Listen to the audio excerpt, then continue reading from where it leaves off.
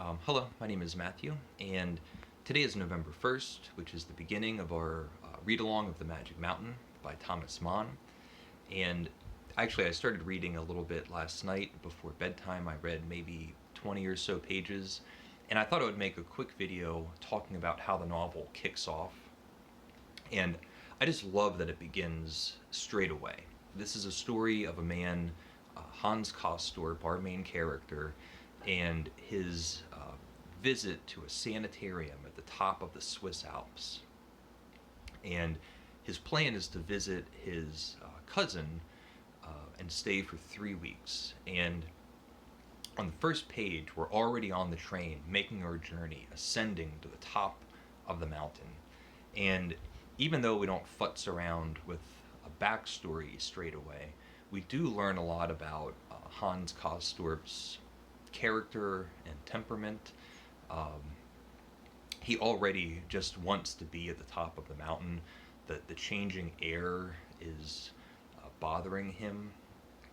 It's getting thinner and thinner, and he wishes that he was already just there. And when he gets to the top of the mountain, there's a train stop, and he meets his cousin who is waiting for him. And even there, they still have a higher climb to go. The train doesn't go all the way to the very top of the mountain, and they need to take a carriage ride even higher up. And Hans and his cousin Joachim, or Joachim, I'm not sure how to say his name, are already having these strange conversations. Hans is saying to his cousin, well, maybe when I leave, you can come with me. At the end of the 3 weeks, we can depart together. And his cousin, Joachim, is saying, well, I might stay another 6 months. And Hans is shocked by this and thinks, another 6 months? You've already been here 6 months. That's a whole year. And we don't have that many years in our life.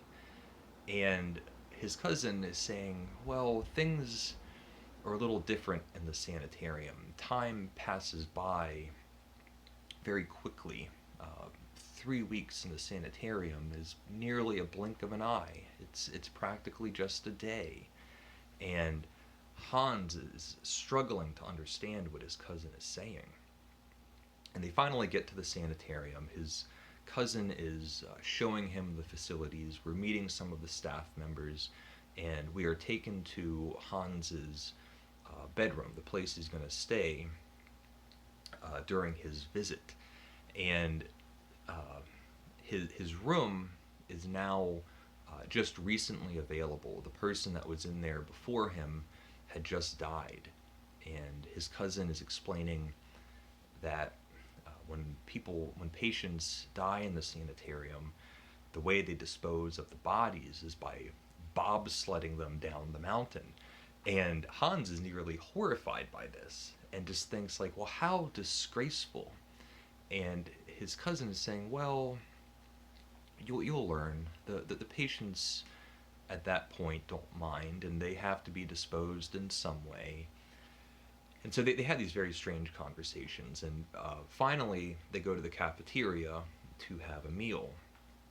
And they're in a special cafeteria for new visitors or people that are not on the same schedule as the rest of the staff and patients. They have, as we'll learn, a very strict routine on how everything throughout the day happens.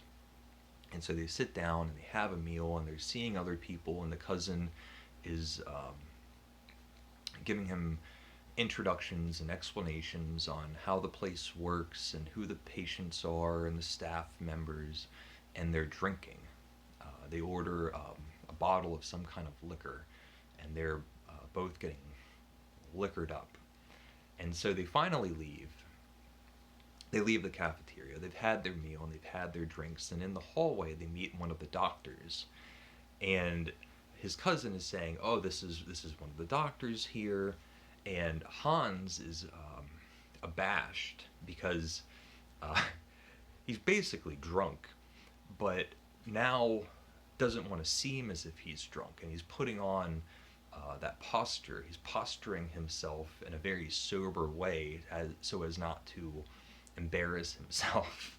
But he has this little episode with the doctor, and um, it's uncomfortable and doesn't go very well. Hans afterwards um, feels regretful and wish that he had had a better introduction. And he makes it back to his bedroom. Um, it's cold. They keep the temperature very low. At the end of the day, there's something called a rest cure from 8 to 10 o'clock at night. They open up these bay windows and let in that cold, thin mountain air, and wrap themselves in blankets and swaddle until bedtime. And this is all just within the first 20 pages. Um, Hans believes at this point that he's going to be there for just 3 weeks. And as readers, we already know that's not the case. And so we get to discover for the rest of the book, we're going to learn, well, what happens? What makes someone visit a sanitarium for only 3 weeks and then maybe stay there much longer?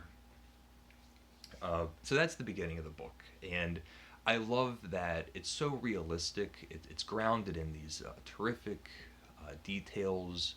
Um, the sentences are very well executed, and we're um, just given so many examples of how this whole world operates, and it feels grounded in reality. But at the same time, um, it already has a magical quality or a fairy tale like quality. It's whimsical and ironic and humorous. It's a little dizzying the way that thin air might affect you.